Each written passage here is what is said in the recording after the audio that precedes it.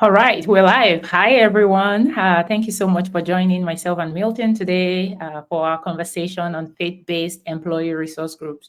My name is Lola.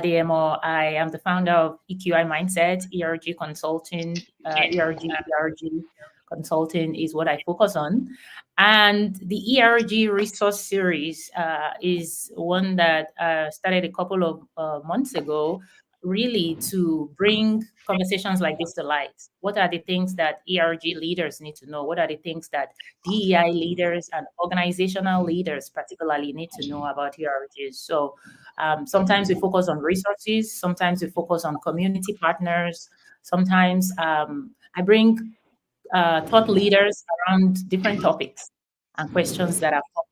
So today, the focus is on faith-based ERGs. As an ERG consultant, I speak with leaders a lot who are looking to launch ERGs for the first time. And um, I think faith-based is one of those ones where there's a lot of questions and there's not a lot of examples for people to kind of pull insights from. So I'm happy to have Milton join me today. Hi, Milton. How are you doing? Hey Lola, I'm great, thank you. Thank you for having me in this space. I'm honored and humbled to be here. And thank you for always, sharing insights because that's actually how we connected. I think you had a conversation with somebody else about these, and then we were connected. First, can you introduce yourself? Tell us about what you do and your background and career path. Sure. Again, Lola, thank you for having me here, and thank you to anyone in my circle of influence who's here to support. Greetings from suburban St. Louis. My name is Milton Kendrick III. I use he, him, and his pronouns. Since we are speaking about faith-based ERGs, I thought I would give a little shout out. I'm an active member of Central Baptist Church at cbcstl.org, near downtown St. Louis, not far from the Gateway Arch, where I serve as PR coordinator and media ministry assistant lead. I also get to be board vice president of an interfaith nonprofit here called artsfaithstlouis.org, artsfaithstlewis.org. And closer to our point here, I have been a block for almost 6 years. That's what we call ourselves. We call ourselves blocks, formerly known as, or still the parent name for brands that people know as Square, as Tidal, and other brands. I work for Cash App. I'm a fraud specialist, DRI, handling part of our risk team assignments. Here at Block, we call ourselves, our ERGs, we call ourselves communities. So you'll hear me say community often, but we know ERG, BRG, affinity group, we say communities here. And we're lucky enough to have 14 at Block, which is kind of astounding, but we have 14 communities here. I've been involved in the Christians Act community for a little more than 4 years, where I was a local St. Louis chapter ambassador, then became chapter chair, and now global co-chair, serving about 350 blocks across the world. Representing here with my block communities chair T-shirt, if you can see that there, trying to represent. I also get to be an unofficial coordinator of all of our St. Louis related communities. So we come together in our own consortium and share tips and practices with each other and partner on events. In fact, we have one this afternoon. If anybody's on the call today, I'll be down there for our back to school event we're having this afternoon. I also share as an official coordinator for our interfaith communities so it's not just Christians at a block, but we also have Jews at community and Muslims at community here at Block. Yeah. So that's about who I am. Yeah, thank you so much for sharing that. And I wanted you to spend a minute giving that context, that background, because I think it's important. I talk about intersectionality a lot, and one of the ways to sort of give people a context that is bigger than, the title or what they see is to kind of share what you are involved in, what you are about. So maybe give us a little more on the faith ERG communities at Block, because again, you talk about leading the Christian ERG and then you talked about other faiths. So one of the questions so let's start with the ERG landscape. So ERG started with Black ERGs, and we know that the operational model, the mission, the work that Black ERGs have to do, it's sometimes it's a little bit different.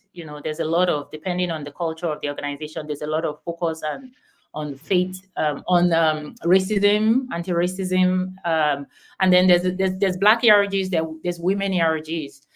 But in the last couple of years, we've seen a lot more growth around other identities or stages of life, right? So give us a little bit of history about the faith-based communities at Block. How long have they been around? And then a little more about the different faiths and the interfaith. Well, speaking about our faith-based ERGs, again, we have three: Christians, Jews, Muslims. As in most companies, if they're even able to get to the ERG level, they start off as grassroots.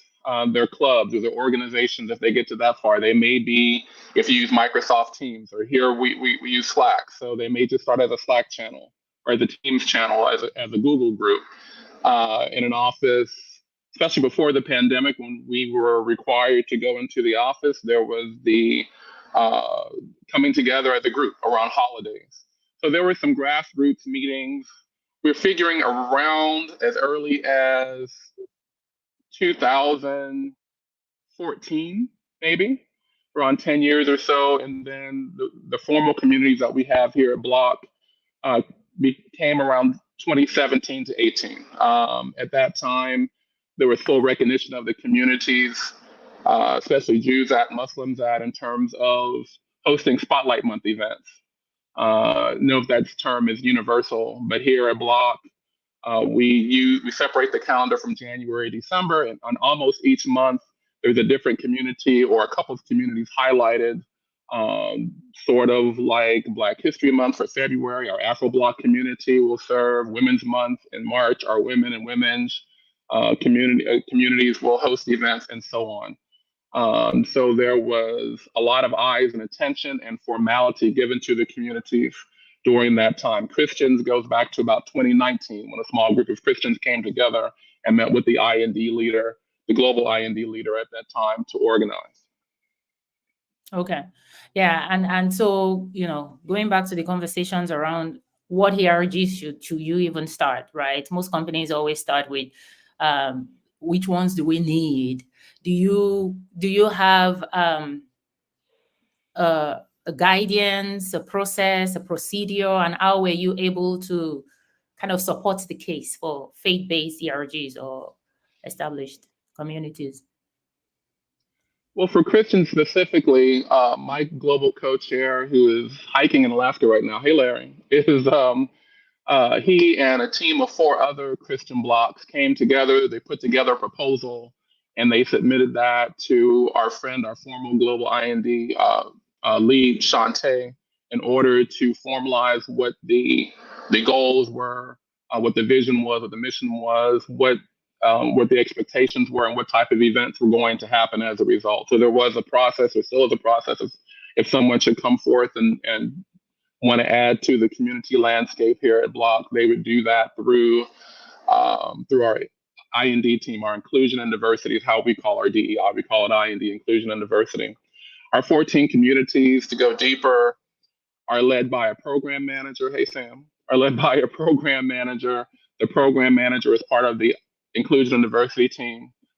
She reports to our global IND head, reports to our people head, who reports to our COO and CFO, who reports to our CEO. So there's that line of command that goes all the way up through the company. Okay. So is there anything that you do differently for your faith-based groups than the other ERGs? Yes and no. I would say both and. That's a great question. The Christian Eye community specifically has become an ecosystem of small groups. We believe that we are probably, although we are not the largest community by comparison, but probably one of the busiest communities. We have something going on at least every week. We have a global prayer every week, alternating on Mondays and Tuesdays. We just added a rosary prayer twice a month.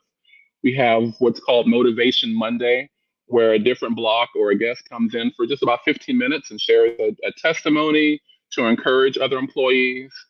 We have book club, we have Bible study. Uh, we have a monthly, what we call conversations with a Christian. Whether you're a Christian or not, you can come in and ask a question. You're trying to figure out why this happens the way that it does, or why do you believe the way that you believe, or whatever the case. It's just a kind of an informal conversation. We just started this month our remote chapter. Hey, Coy and Leticia just started what's called Work and Worship, where so that kind of is an example of something similar. We have another community, our neurodiversity friends, who have what's called a body doubling moment for an hour. There are meditations or music where people can come and work together, different teams across the company, and kind of focus on whatever they need to do, but do it in community virtually. We've kind of taken that and added worship music. So there are programs that we do that you may not find in other communities, but we run comparable. And that's kind of the biggest ideal for those who may be afraid or scared or on the fence of having a full-fledged faith-based ERG, is just see your Christians, your Jews, your Muslims, your Buddhists as any other community. Give them the same parameters, hopefully the same budget, the same exercises, and I think that they will flourish as a result. Yeah. For this year, actually, if there was one metric I could share, we've actually already to date, through August, completed 83 activities. Wow. And have had a total attendance of over 1,100 blocks. Wow. And that's the total employee count of, what's your... So there are some employees that will have come to more than one that are regulars. So not counting each individual, but just the total attendance, 1,102. Okay. No, but what's the employee size at Block is what I was trying to say. Oh, our employee size is just under 12,000. Okay. Okay. That's great. Thank you for sharing that, because I think we're diving into the programming aspect of it, which is so first thing, starting faith-based ERGs, just like any ERGs, to summarize what Milton just said, is like there are parameters that has to be put in place. There's a proposal, So if your organization has had ERGs, what have you established as a baseline for a new one to come in, right? You can't just start 5 and then everybody that comes and say they want another ERG gets a yes. There has to be something set up so that people know what criteria you have put in place, what groups are your employees asking for, and how are you guiding them to present a proposal for a new group. And then you also talked a little bit about the programming for the Christian ERGs, but they're talking about inclusivity with ERGs. What are some of the things that you've seen? What are some of the questions or feedback that you've seen around that? I know that's always also a big concern, not just faith-based ERGs generally is,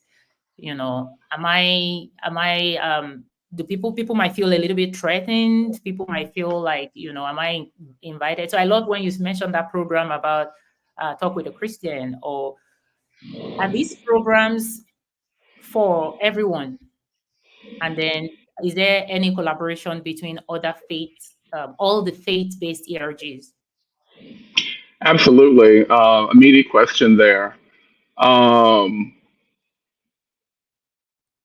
Well, to begin where you ended, we have an interfaith sync monthly where the global chairs for Jews at, for Muslims at, and Christians at come together.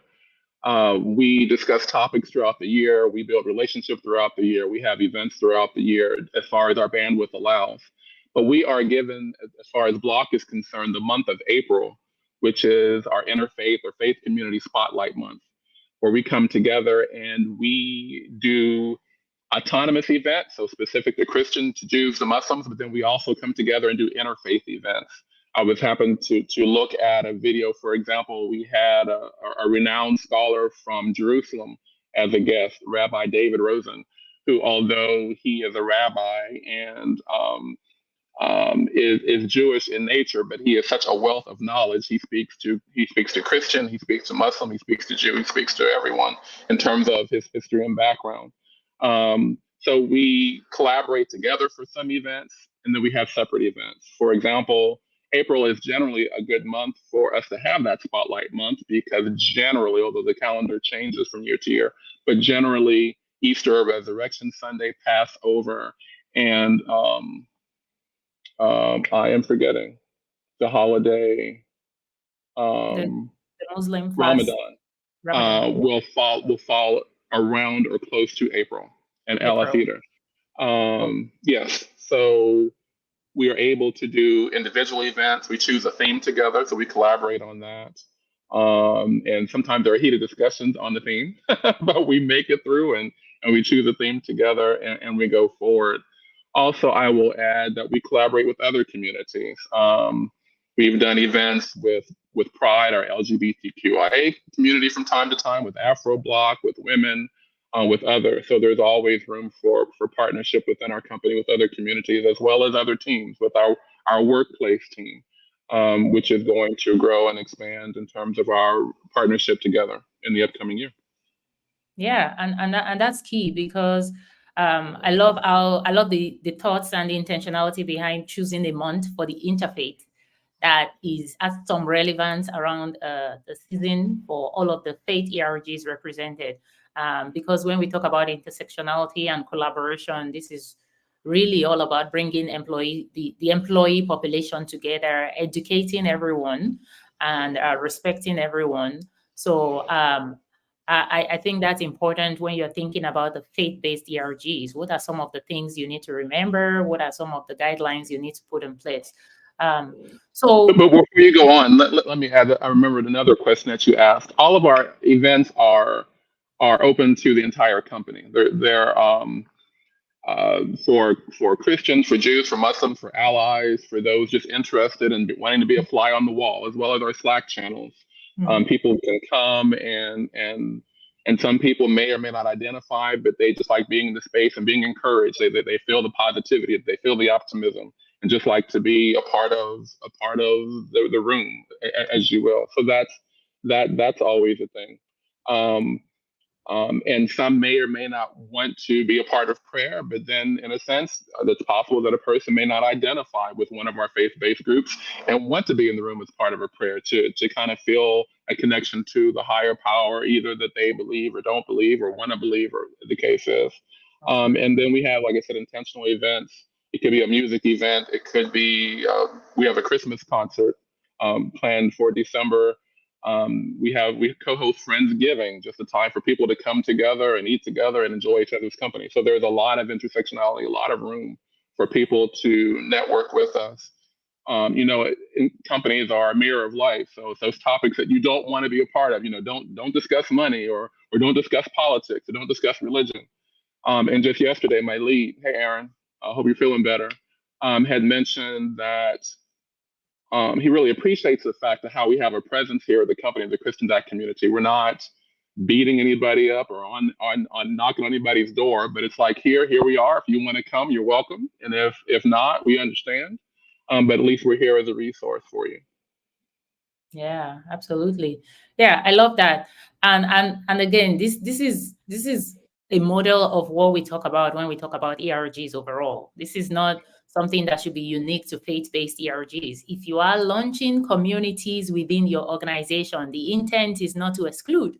The intent is to make people find spaces where they can feel safe, and then the organization is also encouraged to build respect, to have awareness being built around some of these identities that people might not be a part of. So it's not necessarily only for those that are part of these identities. It's for people to learn about it. It's for people to educate themselves and to be curious, ask a question. So yeah, tell us. I mean, I could talk all day about your programs. I feel like that's where I really want to dive to. But if you want to hear more about programming, that's what we get into. We have a cross-company ERG community that meets virtually every first Friday of the month at 10 a.m. It's virtual. I'll drop the link for those that are listening, or you can find it on Eventbrite. It's free to attend. It's a virtual space, and we've been doing it for over 3 years.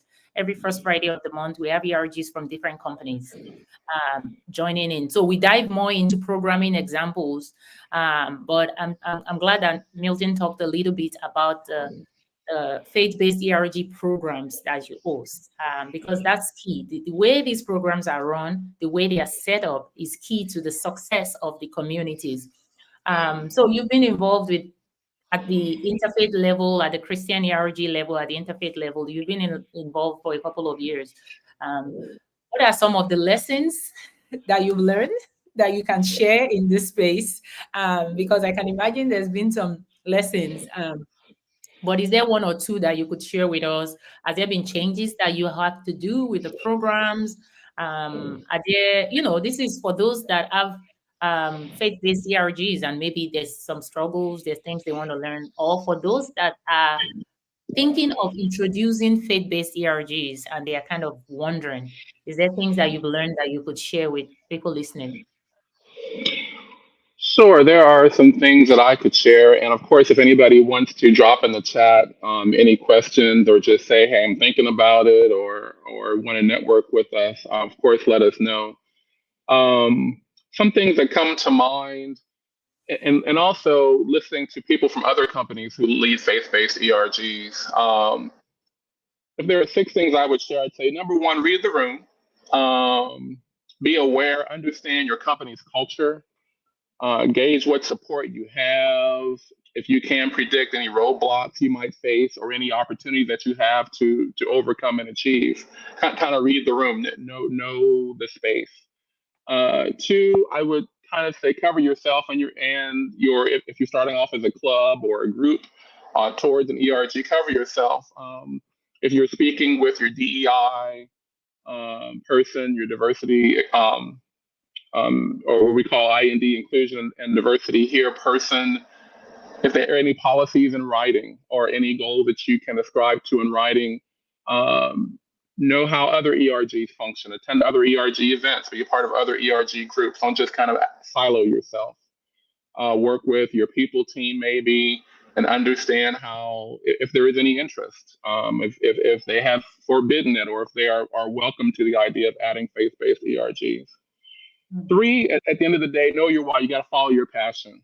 My friend Simon Sinek, friend by book, friend in my head, know your why. You got to do it because you love it, and then do what you love.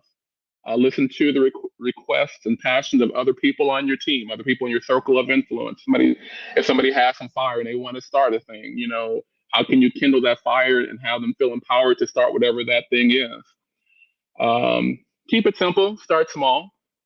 Like I said, we had 83 events this year so far, and we have some more on the way. But of course, we didn't start with 83 events, and some of those are recurring events. So that adds up weekly events or bi-monthly events or monthly events. Start small. A lot of for the Christian organizations that I've met across the globe, different ones, usually they start off with a weekly prayer, or some of them even 2 or 3 times a week prayer, where they just come together, and usually that's where they start. Whatever you're passionate about, whatever your people are passionate about. 5, I would say network with other ERG organizations, like Lola and EQI Mindset, for example. Network with other ERG organizations. For Christians specifically, I have friends, Roy and Esther and Elaine at faithandworkmovement.org. It's a great resource for Christians, faithandworkmovement.org. Our Jewish community has met JewishERGs.com, JewishERGs.com. We also have an affiliate with Tannenbaum.org. So, on LinkedIn and other ways, network and see what other people are doing to gain ideas, to gain strength. And finally, create and use data and metrics. It's like anything else we do in our companies, especially those in the tech or finance world, metrics, so that you may be able to show the business need to prove that a faith-based ERG will make a difference and that they're valuable to the employees where you are. Thank you. That was great. I love it. Very clear, very actionable. As ERG leaders, I always, sometimes people are hesitant to lead, or sometimes people are nervous. There are 2 extremes to the ERG leadership role. I always like to remind ERGs that the fact that you're leading the ERG doesn't mean that you know everything. So give yourself an opportunity to also learn and grow. right? And so, you would make mistakes and then you will learn from it. And you would incorporate that into your policies so the next person doesn't. So create the spaces and opportunities for your programs to grow and expand and put those inputs together for the next leader. Thank you for joining me and for sharing some of these. We do have a question in the chat, and I think it's really very appropriate and relevant as we talked about your programs and the learnings. How do you increase engagement?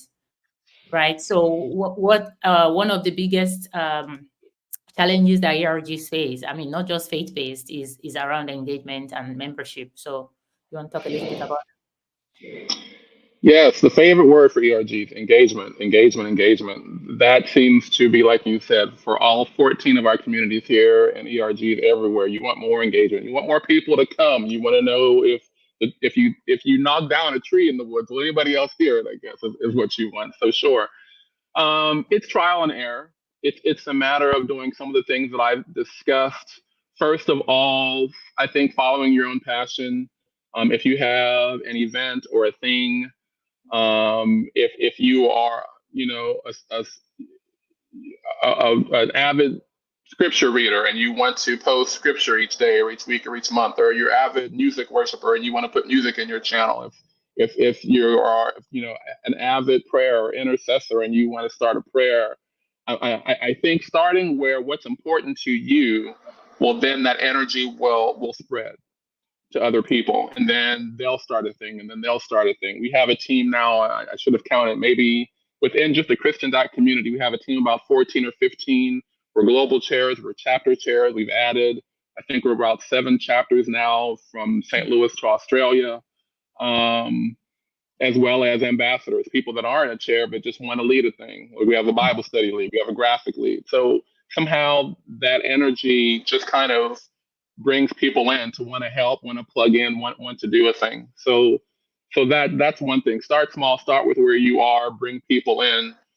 And then sometimes, especially in this faith-based world, I'm sure it's the same with everyone, people are always watching. Even if they don't respond to a post, even if they don't emoji a post, even if they don't attend a thing, their core work might be beating them up, or their personal life might be closing their bandwidth.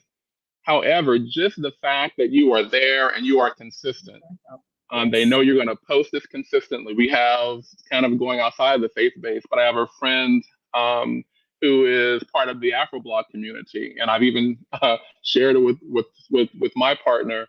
She posts a unique GIF every morning, Monday through Friday, and I know others. We know to look for the GIF, or depending on which you prefer, every morning.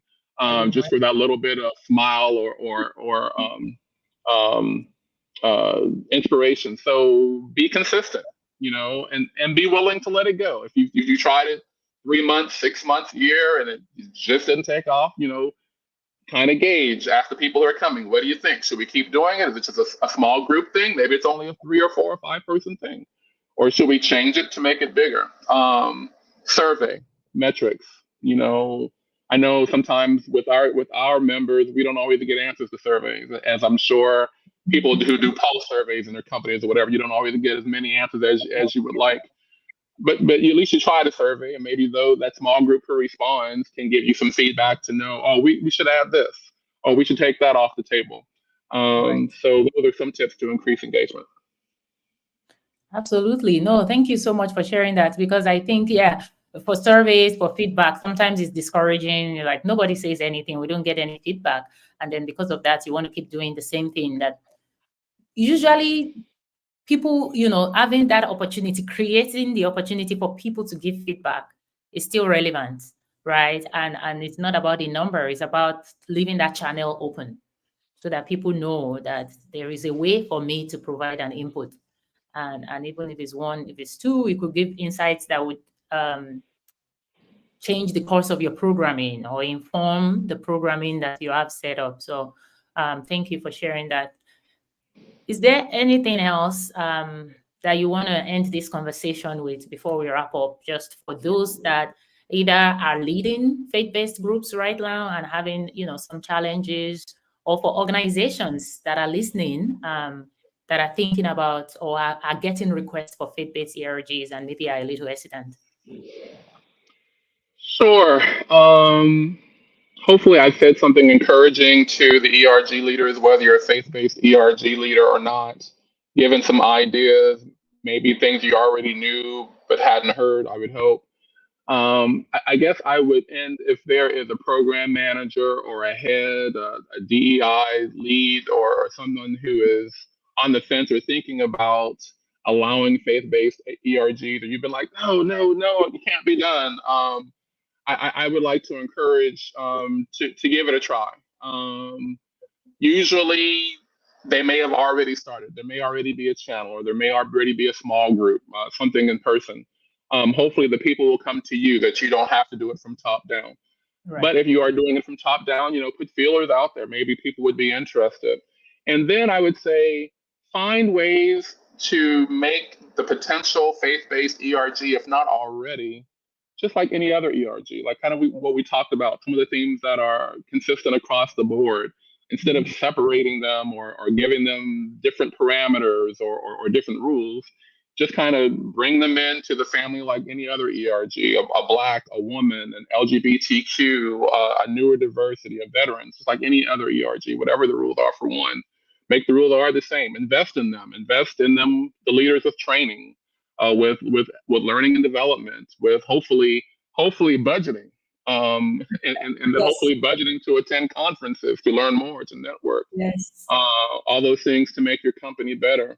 And if for some reason you are hopeful that you could start a faith-based ERG and your company is giving you pushback, just start small. Start with the group. Start with the channel. Let people know about it in any way that you can. Get the word out about it. If people or your company is not ready to go specific Christians or Jews or Muslims or others like we are, maybe try an interfaith ERG. Maybe you're built around holiday events that everyone can lean into. Start small, collect data and interest, and go from there. Yeah, absolutely. I mean, crawl, take little steps. Don't try to take giant leaps from the top, and enforce it. Listen. I was thinking as you were talking earlier, there was a question I wanted to ask, and then I forgot. I'm going to go back to it. So when you think about your career at your current organization, and the culture there, the culture and also community memberships and business case. So we talked about business case a lot, or we talk about business case a lot when it comes to ERGs. Do you think, faith-based, the ERG communities, and has it impacted the culture at the organization? And how have you used the communities to also build partnerships in the areas where the organization? Do you have any thoughts around that? Case examples? One thing that I've gotten a passion about since I've been doing this now for 4 years or so, and maybe I had the passion before, but especially in the 4 years that I've been practicing this thing called DEI and ERG, specific to faith-based or specific to Christians even, that there are a number of people, a number of employees that we have at my company, at other companies, that feel like they have been injured, hurt, mistreated by people in a faith-based organization, in a church, in a synagogue, in a temple, in a mosque, a clergy, a layperson, a friend, that somehow things did not go awry. They weren't accepted. They weren't treated well. So there's kind of an underlying premise, an underlying why and focus of what I think about when we do items, especially when they're intentionally geared for the large company. It's just to say that we're here, we are available. We're not, Christians specifically may have the description of being judgy. We're not judgy. We work, we eat, we drink, we family. Some of us like to party and things like that. Don't tell anybody. But we're just one of like everyone else. We're trying to make it through life like everybody else.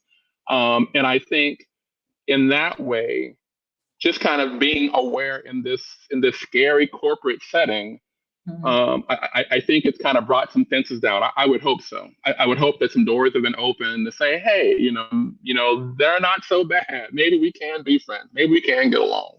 A work friend was kind enough to share with me a personal experience that she's having at her church, just kind of out of the blue, just because of that reason of availability. And it just kind of warmed my heart that she was able to knock on my virtual Google Calendar door and say, hey, can we talk?